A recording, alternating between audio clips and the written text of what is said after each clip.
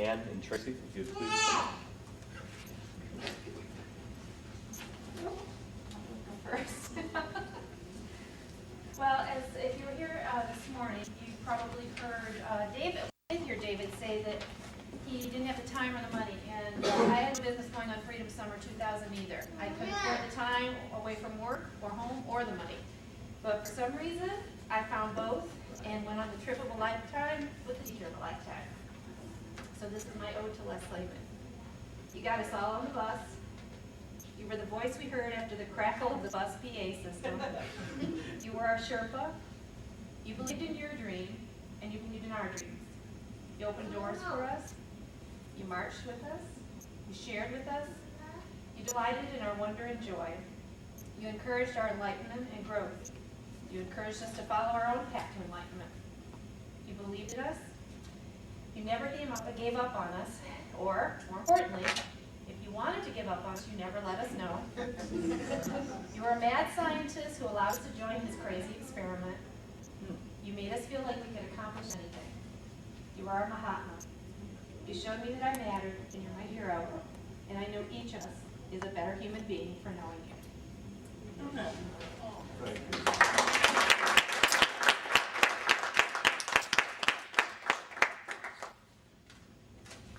Excuse me while I'm shaking. Again, my name is Ann Petrie, and I was a part of Freedom Summer 2000. When Lawrence asked me a few days ago if I would say a few words about Dr. Lamon, or Les, as many of us on that could call them, I felt honored to have the opportunity to speak about such a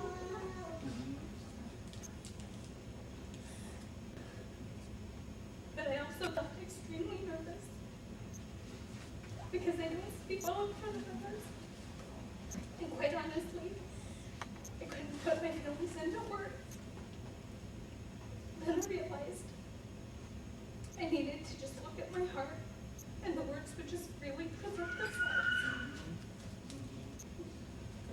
Les, I thank you so much for having the initiative to take the time to teach that first group of students about something you felt so passionately about. Without the feelings and drive that you had, none of this would have been possible. I want you to look around this room and admire what you created. I started Freedom Summer. But who would have thought that you would inherit such a large family? And who would have thought that South Bend would have been impacted so much? I went on Freedom Summer 2000 to learn more about my heritage, because I really knew very little about it. I want to take this time to personally thank you for giving me that opportunity and for inspiring me to want to learn even more. And further, I want to thank you for each and every one of the lives that you've touched over the past 10 years.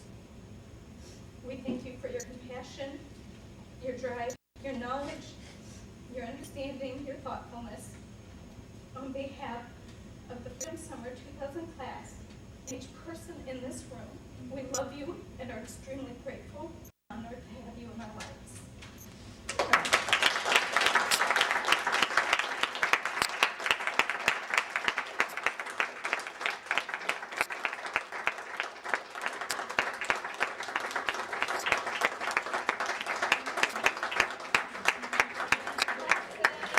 Ordinary people doing extraordinary things, Dr. Lester Lamon, in appreciation for your time and outstanding dedication given to the Civil Rights Heritage Center 2000 to 2006, but probably for the rest of your life.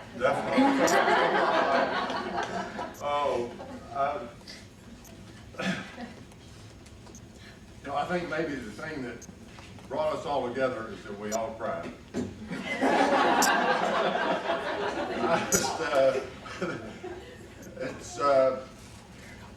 It's wonderful to, you talk about I had impacted your life, multiply it by 50, 60, 80, 100 times that you've impacted mine.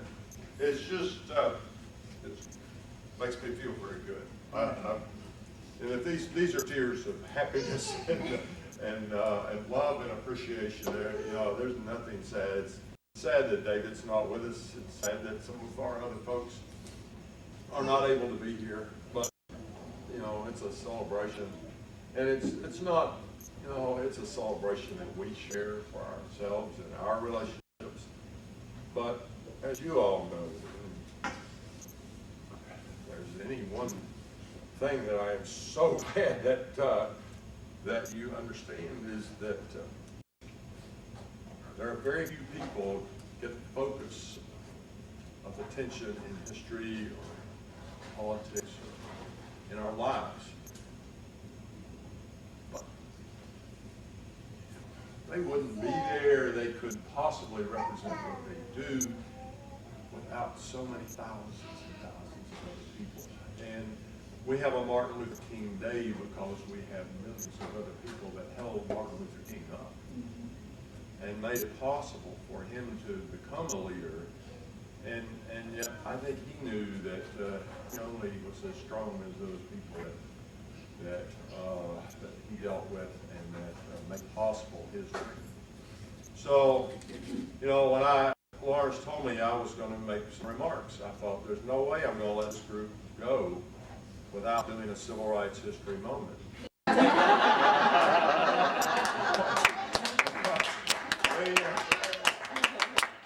We did every meeting with a civil rights history moment. Because I really do believe, you know, we stand on the shoulders of so many other people, and if we don't understand that, we can't really go anywhere. We can't see where we're going. And, you know, 50 years ago, we're celebrating a 10-year reunion of some remarkable folks here. But 50 years ago, in the Civil Rights Movement, young people took over the Civil Rights Movement. That's when Diane Nash and John Lewis and folks that, can you believe it? You've met all those folks? You know those folks. They took over the direction of the Civil Rights Movement. The Civil Rights Movement was never the same. And 10 years ago,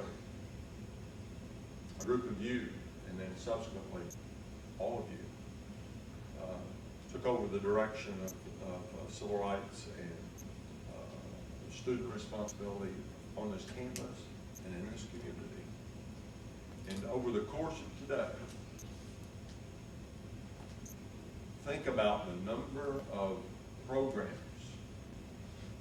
number of ways that you have taken what you believe in and shared it in this community. The number of you that came out of the Leadership Academy. The number of you that have participated in diversity reading. Many other programs. You know how many of those, you know how many of those programs were my idea? None. Every one of those programs came from you, from the members of the Civil Rights Heritage. And I'll tell you, that is what I believe in. You know, I'm sure that Alfred Jones shares this with me. You know, we have participated in fairly high levels of this administration, of the leadership of this campus. But all we basically do is try to give support to and sometimes direction, facilitate the work of the people on this campus. And that's all I've really done. You know, I had no idea. To me, it's something I believe in, I wanted to share with whoever would go with me in 2000. And there are 4 of you in the room that went with me in 2000. And there's many more of you that have gone with me at other times or have subsequently gone with Dr. T. Had no idea. I tell you, it's been such an emotional time. I don't remember who made this comment. Maybe it was Lawrence. It's a minute ago. That tells you how quickly at 68 you begin to lose. But this idea that you didn't know what you started. I think it was Lawrence said it about Candace. You don't know what you started. You're never going to know what you started. And not every idea that you're going to have is going to work and pan out, but you have to keep trying. And you go back day after day. And that's what the Civil Rights Heritage Center has continued to do. And Kevin, I'm sure that you know that, and that's going to be something that will continue on. You have tremendous resources here, and I hope they will be, and I know they will be, as supportive of your leadership. But they're going to give you leadership.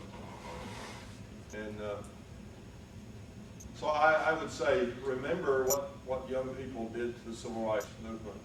Remember what young people have done on this campus in founding this organization and creating this beloved community.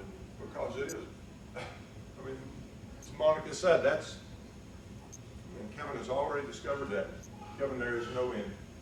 There's no end to the amount of time or the way in which this will take over your life. And Beth had to put up with me, and and yet I will say, I hope you have the support and all that I have had. She didn't buy when I went south in 2000, or I went for time in 1999.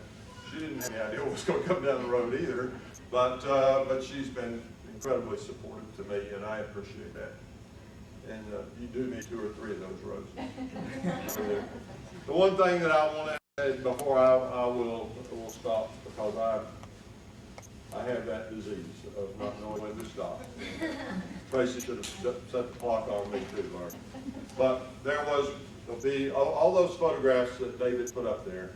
There was really one that was the first, and it was given to me as a gift at the end of the trip. I can remember now. I think Charlotte maybe gave it to me. Weren't you, Charlotte? The one at the American Baptist Theological. Was it Amy? Was it always Amy? I honestly, I can remember standing out there with the last stop on our trip. We came out of Nashville, headed north, was the American Baptist Theological Seminary, right on the northern banks of the Cumberland River there, where John Lewis and Bernard Lafayette and many of the leaders of the students that came from. And just as we were about to get back on the bus, I guess Amy presented me with the first of these pictures. And everyone on Freedom Summer 2000 signed it and gave it. And so what I'd like to do is give it to Kevin so that it can become part of the natatorium. It used to hung on my wall because it was right across from my desk, which I could see it every time I looked up. And so I think it belongs with the natatorium. And so Kevin, I'd like to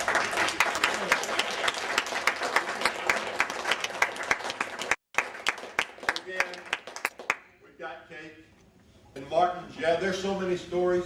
Martin gave us gift certificates. I believe you got them from Martin's on that first trip. Listen, we ate out of coolers. I think we had so many carrots. There must have been 40 bags of carrots in that cooler. And we never ate them all. But, you know, there's never a lot of money. There's never enough money. But you all have managed to make it without it. And Martin's is one of the many places in the community, whether they know it or not, that has supported us. So again, thank you all. This committee, let's thank Lawrence, Aaron,